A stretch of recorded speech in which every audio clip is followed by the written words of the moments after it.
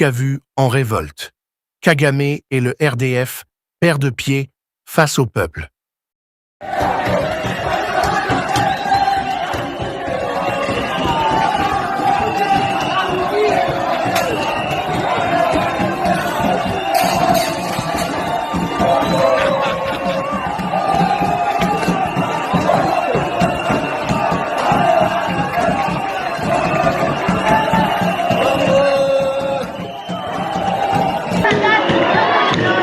Tunataka Kongo yetu, Brida tunataka Kongo yetu shie. Kama wataki Kongo olale, shit tuko mbarabara.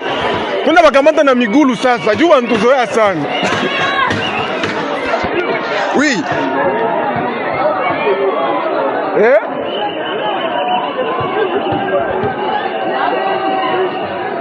Huko ndio ulianzia. Mimi nikasikia kwanza.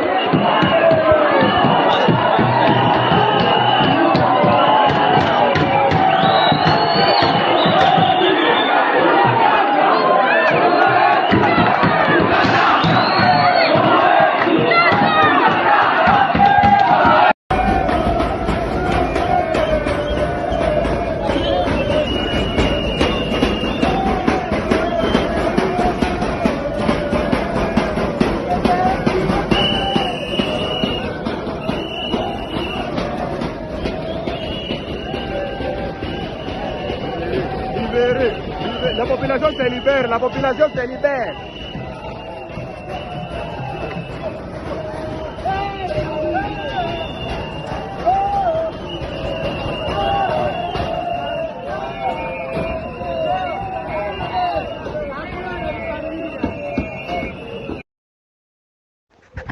Jambo famie, huko ngambo shibe tuko kwa masomo ya chai hapa. Bajene njo yalikuwa napiga mafirimbi, mavuvuzela, vitu. Kisha sai ba M23 banashuka ngambo ya Panzi. Bajene wanatoka tena mkartier, banatwala makioske, banatwala mameza zile za kuzishiako, banafungia ba M23 njia. Njo situation nyoko ngambo yetu shibe tuko hapa kwa masomo ya chai. Na hivi tuko shibe wote inje juu tuko tunaangalia sene tu mubarabara gisiko inapita. Hatuyajua kama na bazalendo na wale wa malaika wanakuya. Ni ngambo ya shibe tuko kuchai njo situation nyeko huku make bajene huku ni mafirimbi, mangoma, mavuvuzela, bakupiga manjanja njo situation je tuko amushie huku. Atuwachaki tena mukoo yetu. Banawanda wote waudie. Atuwachaki tena Bonsoir famille, hapa tuko Panzi kwenye vraiment population ya Panzi na deklare ke Banyarwanda bote warudie kwabo. Njo biko Panzi hivi kabisa, babiana banalamuka, bamama, badada bote biko na zunguruka sai ya ma 21h30. Njo biko Panzi hivi kabisa. Si vous pensez que Paul Kagame contrôle encore l'Est du Congo comme en 1996, détrompez-vous. À Bukavu, la population est dans la rue, et ça chauffe. Les habitants du quartier Chai bloquent les routes, défiant les forces du RDF et les rebelles du M23, et ce soulèvement pourrait bien être le début de la fin pour Kagame dans cette guerre. Aujourd'hui, on va plonger dans ce qui se passe à Bukavu, mais aussi à Walikale, où le RDF de Kagame est en train de vaciller. Pourquoi la population se révolte-t-elle maintenant? Où est passée l'armée congolaise, la FARDC, quand on en a le plus besoin? Et surtout, comment cette colère populaire pourrait faire basculer un conflit que Kagame pensait avoir dans la poche? Restez avec moi, parce que ce que vous allez découvrir pourrait changer votre vision de cette guerre. Commençons par la scène à Bukavu. Imaginez des barricades de fortune, des pneus qui brûlent, des cris qui résonnent dans les rues du quartier Chai. Les habitants ne se contentent plus de murmurer leur frustration, ils la hurlent. Ils bloquent les routes pour empêcher le RDF, l'armée rwandaise et leurs alliés du M23 de de circuler librement. Ces derniers, qui occupent la ville depuis février, tentent de calmer la situation, mais c'est comme essayer d'éteindre un feu avec de l'essence. La révolte populaire gagne du terrain, quartier après quartier, et Bukavu devient un chaudron bouillant de colère. Les gens scandent une demande claire, RDF M23 dehors. Pourquoi cette explosion maintenant? Parce que la population en a ras-le-bol. Depuis que le M23, soutenu par Kagame, a pris Goma en janvier, puis Bukavu en février, la vie dans l'est du Congo est devenue un cauchemar. Des milliers de morts, des centaines de milliers de déplacés, et une insécurité qui ronge le quotidien. À Bukavu, les habitants accusent le RDF et le M23 d'être responsables de chaque corps retrouvé dans les rues. Pour eux, ce ne sont pas des libérateurs, mais des terroristes qui occupent leur ville. Et ils n'ont pas tort de penser ça. Quand une force étrangère impose sa loi par les armes, difficile de la voir autrement que comme une menace. Mais ce qui rend cette situation encore plus explosive, c'est l'absence criante de la FARDC, l'armée congolaise. Où sont-ils? Alors que les habitants de Bukavu se battent avec des pierres et des slogans, l'armée censée les protéger brille par son silence.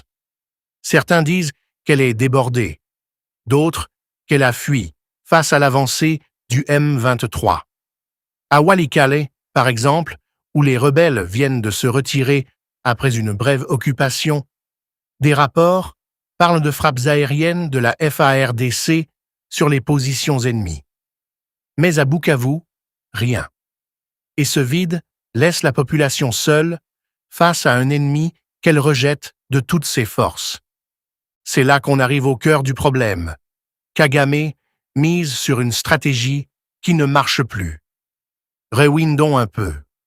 En 1996, quand il a soutenu la rébellion qui a renversé Mobutu, le président congolais de l'époque, Kagame avait un atout dans sa manche. Une population qui en avait assez de la corruption et de l'inaction de son dirigeant. Les Congolais, à bout, ont vu en lui et ses alliés une sorte de délivrance. Mais aujourd'hui, c'est l'inverse. La population de l'Est du Congo ne veut plus de lui. À Bukavu, à Goma et même à Walikale, les gens ne voient pas le RDF comme une solution, mais comme une invasion. Et cette révolte populaire pourrait bien être le grain de sable qui grippe toute la machine de guerre rwandaise. Posons-nous la question, pourquoi Kagame s'accroche-t-il encore à cette guerre? Certains disent que c'est une affaire de ressources. L'Est du Congo, avec ses mines d'or, de coltan, de cassitérite, c'est un trésor que le Rwanda convoite depuis des décennies. D'autres pensent que c'est une question de sécurité, une façon pour Kagame de garder un œil sur les groupes armés qui menacent son pays depuis le Congo. Mais peu importe la raison, une chose est sûre. Il sous-estime la puissance d'un peuple qui se soulève. Et à Walikale, on commence à voir les fissures dans son plan. Walikale, c'est un tournant qu'on ne peut pas ignorer. Cette ville stratégique, au cœur du Nord Kivu, était tombée aux mains du M23 il y a quelques jours à peine, le 19 mars. Une victoire éclair pour les rebelles qui ont coupé une route reliant 4 provinces et mis la main sur une région riche en minerais. Mais voilà, le 22 mars, ils annoncent leur retrait. Officiellement, c'est un geste de paix, en ligne avec un cessez-le-feu qu'ils avaient déclaré en février. Officieusement, les frappes aériennes de la FARDC ont pilonné leur position et la pression populaire commence à peser. À Bukavu, les manifestations montrent que le RDF et le M23 ne sont pas les bienvenus, et ce sentiment se propage. Walikale devient le symbole d'un échec. Kagame peut prendre des villes, mais il ne peut pas les tenir face à un peuple qui résiste. Alors, explorons ça de plus près. D'un côté, Kagame a des atouts. Son armée, le RDF, est bien entraînée, bien équipée, et le M23, qu'il soutient discrètement, ou pas si discrètement, selon les rapports de l'ONU, est une force redoutable. Depuis janvier, ils ont enchaîné les victoires. Goma, Bukavu, Walikale. Mais de l'autre côté, il y a un énorme point faible, la légitimité. En 1996, il avait l'appui implicite d'une partie de la population congolaise. Aujourd'hui, il n'a plus rien de tout ça.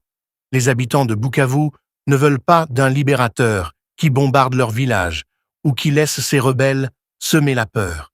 Et cette colère, elle ne fait que grandir. Prenons un moment pour écouter ce que disent les gens sur place. À Bukavu, un habitant du quartier Panzi a raconté à un journaliste local « On ne peut plus vivre comme ça. Le RDF et le M23 nous tuent, nous volent, et personne ne vient nous aider. » Un autre, dans le quartier Tchai, a ajouté « On bloque les routes parce qu'on n'a plus rien à perdre. Si la FARDC ne vient pas, on se battra nous-mêmes. » Ces voix, ce ne sont pas juste des anecdotes. Elles montrent une détermination qui pourrait changer la donne. Et si on regarde l'autre camp, les partisans de Kagame diront qu'il veut la paix, que ses actions visent à stabiliser la région. Après tout, lui et le président congolais Félix Tshisekedi se sont rencontrés à Doha le 18 mars, appelant à un cessez-le-feu immédiat. Mais les faits parlent d'eux-mêmes. À peine 24 heures après cette rencontre, le M23 prenait Walikale. Et même leur retrait, annoncé comme un soutien aux initiatives de paix, sonne creux quand on sait que les frappes de la FARDC les ont forcés à bouger. Alors, est-ce vraiment une stratégie de paix ou juste une façon de sauver la face pendant que le vent tourne? C'est là qu'on arrive au moment clé de cette histoire. À Bukavu, la révolte populaire n'est pas juste une manifestation. C'est un cri de guerre. Les habitants ne se contentent plus de regarder leur vie être détruite. Ils agissent. Et ce soulèvement pourrait être l'étincelle qui met le RDF de Kagame en déroute. Parce que, soyons réalistes, une armée, aussi puissante soit-elle, ne peut pas gagner une guerre contre tout un peuple. À Walikale, le retrait du M23 montre que la pression fonctionne. À Bukavu, les barricades prouvent que la population est prête à se battre. Et si cette révolte s'étend, à Goma, à Kisangani, partout où le RDF et le M23 ont posé leurs bottes, alors Kagame risque de voir son rêve de domination s'effondrer comme un château de cartes. Réfléchissons-y une seconde. En 1996, Kagame a renversé Mobutu parce que le terrain lui était favorable. La population était lasse, divisée, et Mobutu n'avait plus de soutien. Aujourd'hui, c'est Kagame qui se retrouve dans une position fragile. La population congolaise, elle, n'est pas divisée sur une chose. Elle ne veut plus de lui. Et sans cet appui, sans cette légitimité, ses victoires militaires ne valent rien. À Bukavu, chaque barricade est une preuve que le peuple a repris le contrôle de son destin. À Walikale, chaque pas en arrière du M23 est un signe que le RDF perd du terrain. Mais ne nous voilons pas la face, rien n'est encore joué. Kagame ne va pas abandonner si facilement. Il a des ressources, des alliés et une détermination qu'on ne peut pas sous-estimer. Le M23 pourrait se regrouper, le RDF pourrait contre-attaquer. Et la FARDC, si elle ne se réveille pas, si elle ne vient pas soutenir cette révolte populaire, alors tout ça risque de rester un feu de paille. Mais pour l'instant, une chose est claire.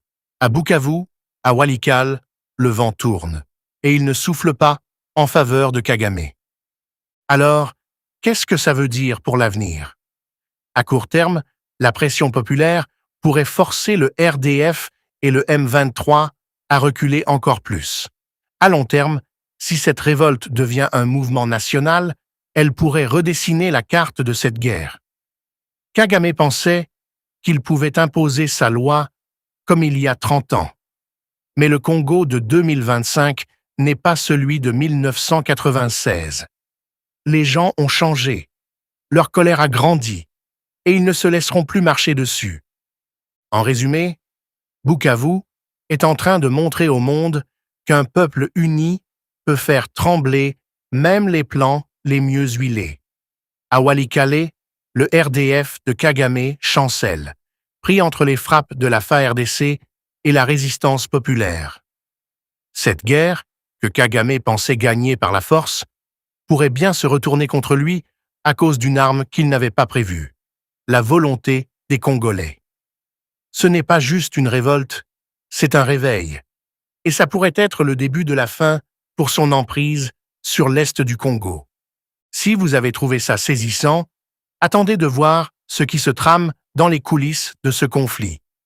Cliquez sur la vidéo suivante pour découvrir comment les puissances étrangères jouent un rôle dans cette crise.